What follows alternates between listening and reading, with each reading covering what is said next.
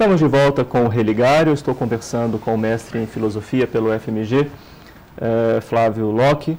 Nós estamos falando sobre esse debate entre razão e fé no século XVII e basicamente sobre o pensamento de Pascal. Ele acabou de traduzir uma obra de Pascal, está publicado pela editora Alameda, né? Nós já mostramos o livro aqui no primeiro bloco. Bom, você também trabalhou recentemente, publicação pela editora da UFMG, do livro Diálogo sobre o tema da divindade, né? Do Levayer. Mas, antes da gente entrar no livro, você comentou no primeiro bloco sobre a questão do jansenismo. Acho que valeria a pena a gente dizer para o telespectador, né, que é esse movimento, né, quais são suas perspectivas, as suas linhas de pensamento. Entendi. Flávio, o jansenismo está vinculado a uma certa interpretação de Agostinho, né, no século XVII. Port-Royal, né, em sentido mais amplo, por exemplo, o retiro do Pascal foi em Port-Royal des Champs, né, uma espécie de monastério que acolhia normalmente religiosos, mas que também acolhia os chamados solitários, né, que eram homens nesse caso. Pascal foi fazer o retiro entre esses solitários, né. Port-Royal já existia desde o século XII ou XIII, salvo engano. Mas a partir de um determinado momento, a influência de um determinado pensador chamado Jansenius, que publica uma obra chamada Augustinus, que começa a criar esse, digamos assim, movimento dentro do próprio catolicismo chamado jansenismo, né, que está vinculado, como dizia, a uma certa interpretação do Agostinho. Isso foi um movimento que gerou muitas polêmicas na época, muita oposição, houve embates muito fortes entre os jansenistas, por um lado, que jamais se chamavam jansenistas, eles simplesmente se consideravam discípulos de Santo Agostinho, e os jesuítas, a ponto de, no começo do século XVIII, Port-Royal ser destruída, né, pelo poder real. Tamanho as polêmicas, a tensão nesse movimento. Que interpretação de Santo Agostinho? Bom, o problema digamos assim, o coração do problema é a noção da graça. Eu não sei entrar em todos os detalhes, a noção da graça é uma noção muito difícil, eu confesso não saber te responder. Mas o problema central é o problema da graça. O modo como se entende. Exatamente. Sim. E a disputa, então, gira em torno dessa compreensão. Gira em torno do problema da graça. Isso gerou, por exemplo, por parte da Igreja, a exigência de que os jansenistas assinassem um documento acerca de 5 proposições sobre a graça, sobretudo, que estariam na obra do Jansênio. Em determinado momento eles recusam, começam a dizer que essas proposições são de direito condenáveis, mas elas de fato não se encontram na obra, por isso eles não iriam assinar esse formulário, a pressão aumenta para que eles a assinem. Esse é o debate que se faz nesse momento. Sim. E o Pascal participa desse debate. Sim. Mas então, esse outro livro que você traduziu, Diálogo sobre o tema da divindade do Levayer, publicado pela editora UFMG. Né? Esta obra faz parte também desse cenário, desse contexto? Faz parte desse cenário, mas já está numa outra perspectiva, por assim dizer. Qual seria essa perspectiva? É uma perspectiva que considera que não, no caso do Levayer em particular, né, considera que não há nenhum tipo de demonstração ou prova possível da verdade da religião. Levayer pretende, ele pretende, curiosamente, usar o ceticismo com toda clareza, isso é deliberado da parte dele, a gente não sabe se é sincero, né? Mas ele pretende fazer do ceticismo um instrumento para a religião, dar um caráter propedêutico ao ceticismo, né?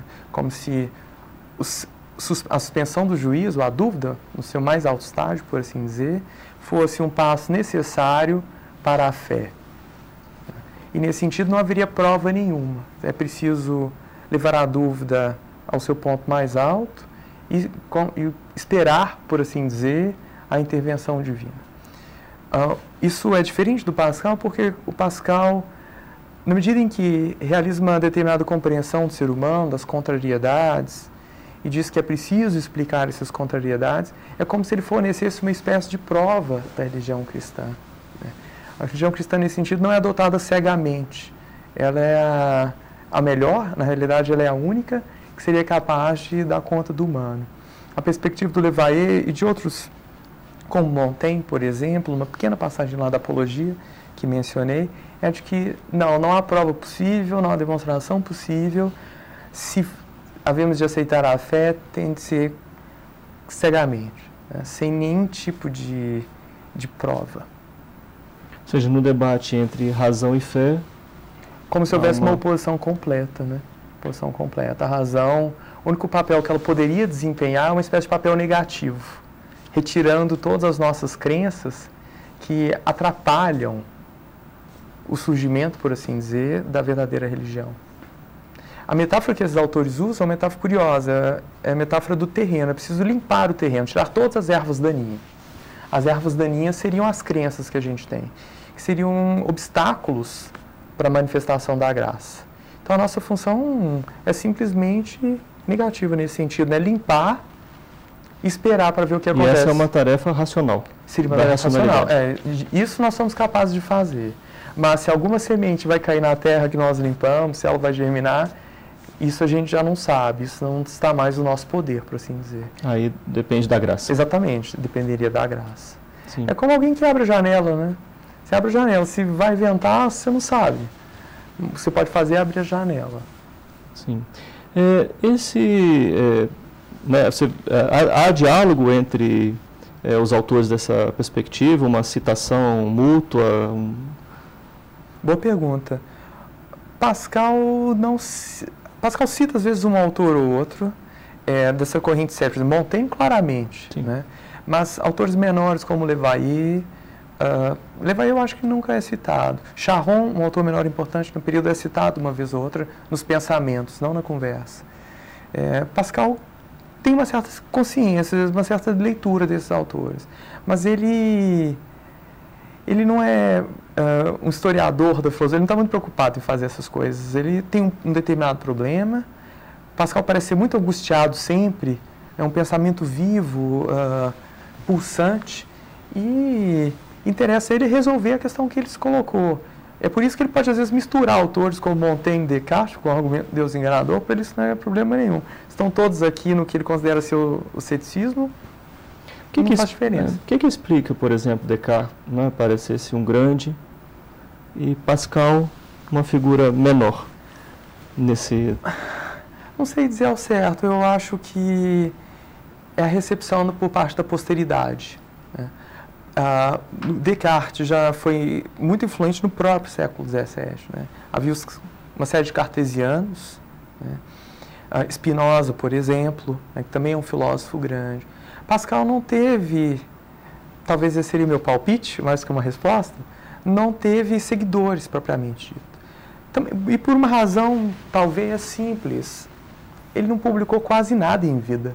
Pascal morre muito jovem, Pascal morre com 39 anos, tendo feito tudo que fez em matemática, física, teologia, filosofia. E publica muito pouca coisa. O que nós chamamos de pensamentos, por exemplo, que muitas pessoas consideram ser talvez a principal obra dele em filosofia, é publicado póstumamente em 1670. E nem é uma obra completa, são fragmentos. É um conjunto de fragmentos. A gente não sabe exatamente se Pascal sequer usaria todos aqueles fragmentos, né? Sim. Essa conversa mesmo foi publicada só no começo do século XVIII. Sim. E também nesse... Então você fala que um palpite é a questão da publicação, mas o debate, né, depois de publicado, o debate também entre o racionalismo e o pensamento de Pascal não chega a ser um debate tão forte, assim, pensando do ponto de vista da tradição, da recepção. Você fala a partir do momento que essas obras foram publicadas? Isso, que se toma conhecimento, não houve um boom do pensamento de Pascal. Flávio, a perspectiva cartesiana não se mantém, se impõe. Sentido, né? A minha tendência é dizer que sim, mas não sei te responder com segurança, não, com toda sinceridade. Teríamos que estabelecer uma comparação, né, das pesquisas em Descartes e das pesquisas em... E a vida religiosa de Pascal, para a gente terminar nossa conversa aqui, e já agradecendo antecipadamente a sua presença e também a tradução, né, o trabalho de tradução É difícil, né? Difícil e ingrato. Sim. Então, a vida religiosa de Pascal? Pascal de uma família católica. Os biógrafos do Pascal marcam duas conversões. Uma o Pascal mais jovem, uma conversão da família toda. Mas já eram católicos, como dizia, eles simplesmente se tornaram católicos mais praticantes, por assim dizer. Houve, no entanto, e esse é o evento mais importante, a chamada segunda conversão, que está relacionada a essa experiência religiosa, talvez a gente pudesse chamar de uma experiência mística. Pascal teve em novembro de 1654. É aquilo que você falava, né? Essa experiência foi tão marcante para o Pascal, é muito interessante. Ele escreveu, tomou uma espécie de pequenas notas na noite dessa experiência, uma experiência que ele teve de 10h30 da noite até 00h30, ele próprio nos diz. E escreveu 2 pequenos documentos, um em papel e um em pergaminho. Né? E enrolou, dobrou um sobre o outro, e Pascal costurava isso por debaixo da roupa. Ele nunca comentou com ninguém, ninguém sabia da existência desses 2 documentos que hoje nós chamamos de memorial. Embora sejam 2, nós chamamos os 2 de memorial. Sim, há diferenças pequenininhas entre eles. Esse texto aparece aqui. Eu traduzi também. A gente descobriu a existência desses documentos graças a uma empregada do Pascal. Depois que ele morreu, ela notou que no forro do gibão do Pascal havia um volume estranho. E ela decidiu verificar o que era. Daí ela notou que havia algo costurado, daí ela descosturou e encontrou esses esses 2 documentos, o papel e o pergaminho. E a experiência da conversão parece ser fundamental para ele, né? É fundamental, isso é marcante para o Pascal. Há, no entanto, uma espécie de lenda em torno do Pascal, né, como se depois dessa experiência religiosa ele tivesse largado a matemática, a física completamente, e tivesse dedicado apenas à religião. A gente sabe que isso não é bem verdade. Né? Ele continua com alguns trabalhos em matemática, por exemplo, mas isso para ele é central. Olha, Flávio, muito obrigado. Primeiro, obrigado pela generosidade, né, de me presentear com seus 2 livros, né, que você traduziu. Fica o convite também. Nós vamos deixar os dados sobre o lançamento e onde você pode encontrar os livros traduzidos pelo professor Flávio Locke na nossa página na internet. Então, mais uma vez, muito obrigado. O Religare é um projeto de extensão do programa de pós-graduação em Ciências da Religião da PUC Minas. O Religare de hoje fica por aqui. Obrigado pela sua companhia e um abraço muito cordial. Até a próxima semana com o novo Religare Conhecimento e Religião.